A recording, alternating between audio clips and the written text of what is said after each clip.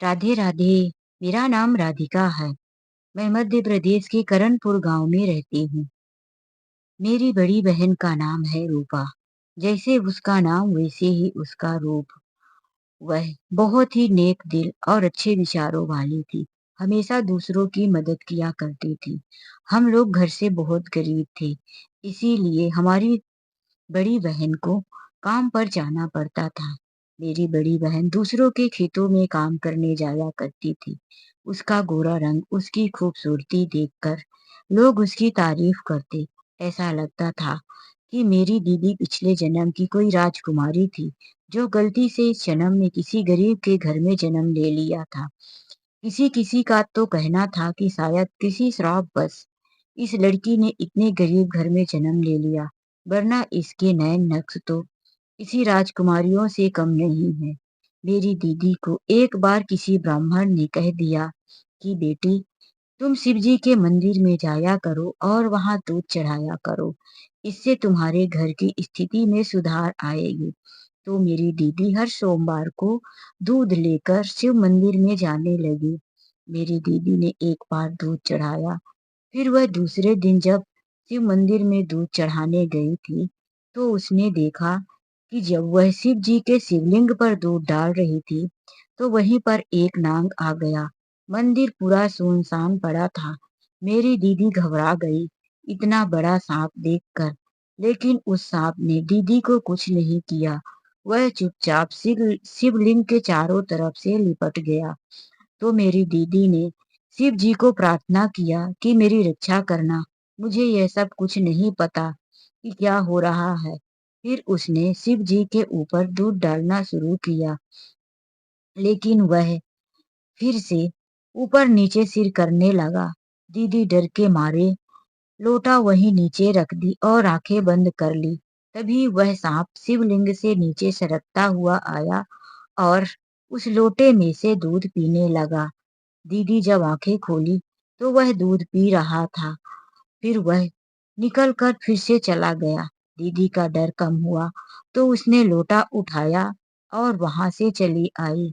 उसे और भी शिवलिंग में दूध चढ़ाना था, इसीलिए वह हर सोमवार को जाया करती। जब दीदी चौथे सोमवार को गई तो फिर से वही सांप आया। दीदी ने इस बार भी डरते डरते शिवलिंग में दूध चढ़ाया, लेकिन उस सांप को नजदीक आता देख लोटा वहीं रख दिया। ऐसे करके 4-5 सोमवार हो गया था। वह सांप लोटे से दूध पीता। मेरी दीदी ने 2 सोमवार जाना बंद कर दिया, तो वह सांप मेरी दीदी के सपने में आता। वह जहाँ मेरी दीदी काम करने जाती, तो वह सांप आसपास आने लगा। दीदी ने मन में सोचा कि मुझे यह सांप दिखाई देता है, शायद मैं मंदिर जाना बंद कर दी हूँ, उसी की वजह से है। फिर दीदी एक दिन वापिस से सोमवार को शिव जी के मंदिर में दूध लेकर पहुंच गई, तो उसने देखा कि वह सांप वहां फिर से आ गया। आज दीदी जब शिवलिंग में दूध चढ़ा रही थी, तो वही सांप सरकता हुआ एक बॉक्स के पास आकर बैठ गया। वह दान पेटी जैसा बॉक्स था।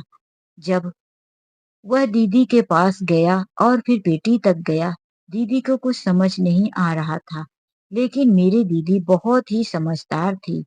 उसने उस सांप के पीछे गई और वह सांप उस बॉक्स के पास गया, तो दीदी इशारा समझ गई कि यह कुछ न कुछ जरूर समझाना चाहता है। दीदी उसके पीछे पीछे गई तो वह एक पुराने संदूक में चढ़ना उतरना शुरू कर दिया। जब वह नीचे आया तो दीदी ने उस संदूक में हाथ लगाया, उसे खोल दिया, तो उसमें देखा कि ऊपर में ही एक पत्र रखा था। दीदी ने पत्र को पढ़ना शुरू किया तो उसमें लिखा था, मैं एक श्रापित सांप हूँ। यदि कोई कन्या 16 सोमवार तक मुझे दूध पिलाएगी तो मैं अपने असली रूप में आ जाऊंगा। दीदी ने उस पत्र को दोबारा से पढ़ा। उसे अपनी आंखों पर यकीन नहीं हो रहा था। फिर उसने उस पत्र को वहीं रख दिया और उसी दिन से वह हर सोमवार को दूध ले जाकर शिवलिंग में चढ़ाती और उस सांप को पिलाती। वह सांप दूध पीता और वहां से चला जाता। कभी कभी तो वह दीदी के साथ भी जाता, दीदी के आसपास घूमता। अब दीदी को उस सांप से बिल्कुल डर नहीं लग रहा था, लेकिन यह बात धीरे-धीरे गांव के लोगों तक फैल चुकी थी। गांव के लोग पूछने लगे थे कि क्या तुम्हें उस सांप से डर नहीं लगता? तो दीदी कहती, पहले तो लगा था, लेकिन अब वह सांप मुझे कोई नुकसान नहीं पहुंचाएगा। दीदी ने श्रापित वाली बात गांव में किसी से नहीं बताई।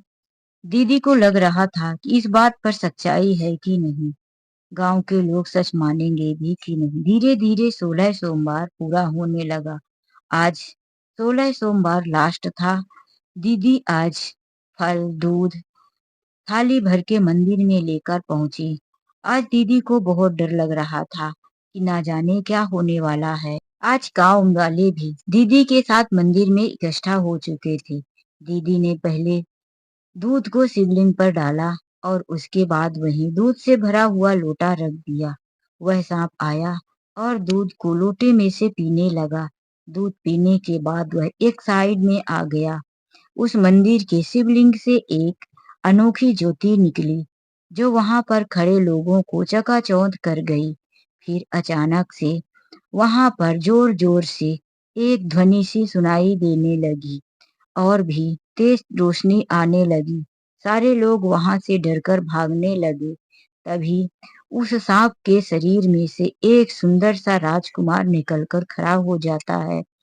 पहले दीदी डर के मारे आंखें बंद कर ली थी, लेकिन उस राजकुमार ने कहा, देवी आंख खोलिए। दीदी ने जब किसी इंसान की आवाज सुनी तो आंख खोला। उसके सामने एक सुंदर सा राजकुमार था। दीदी ने पूछा, आप कौन? मैं वही हूँ जिसे आप 16 सोमवारों तक दूध पिलाती रही। मेरा असली रूप यही है। मैं पिछले जन्म का राजकुमार था। मैं बहुत शरारती हुआ करता था। मैंने एक ऋषि मुनि को तपस्या के समय में परेशान किया था, तो उन्होंने मुझे श्राप दे दिया कि जा, तू इसी वक्त सांप बन जाएगा। मैंने बहुत विनती किया और पूछा कि मेरे उद्धार का कोई तो राज होगा। तो फिर वह साधु संत ने बताया कि जब कोई कंवारी लड़की 16 सोमवार तक श्रद्धा और प्यार के साथ शिवलिंग पर जल चढ़ाकर तुम्हें पीने के लिए देगी, तब तुम इंसानी रूप में आ जाओगे। और आज आपकी वजह से मैं अपने असली रूप में आ पाया हूँ। दीदी उसे आश्चर्य से देखे जा रही थी कि कहाँ वह सांप और कहाँ यह इतना सुंदर सा राजकुमार। उस राजकुमार को देखकर दीदी के मन में हलचल सी हो रही थी। अब तक 16 सोमवारों तक दीदी ने उस सांप के साथ एक अलग सा रिश्ता हो चुका था। दीदी को हर पल उसके आसपास होने का आभास होता था, लेकिन वह राजकुमार बिल्कुल अज्ञान और सुकून भरी नजरों से दीदी को देख रहा था। फिर उस राजकुमार ने हाथ आगे बढ़ाते हुए कहा, क्या आप मेरी जीवन संगिनी बनेगी? दीदी ने बिना सोचे समझे ही हाँ कर दिया। फिर उस राजकुमार ने उसी मंदिर में दीदी के साथ शादी कर लिया। अब तक उस मंदिर में गांव के सभी लोग भी इकट्ठा हो चुके थे। सभी लोग यह नजारा देखकर आश्चर्यचकित थे। सबने दीदी और उस राजकुमार को दिल से आशीर्वाद दिया। फिर वह राजकुमार दीदी को अपने साथ लेकर उसके शहर में चला गया। तो दोस्तों, यह कहानी आप लोगों को कैसी लगी, लाइक और कमेंट करके जरूर बताएं। चलिए मिलते एक नई कहानी के साथ। आज के लिए बस इतना ही। राधे राधे, जय श्री कृष्णा। कहानी अच्छी लगी हो तो प्लीज चैनल को सब्सक्राइब कर लीजिए। राधे राधे।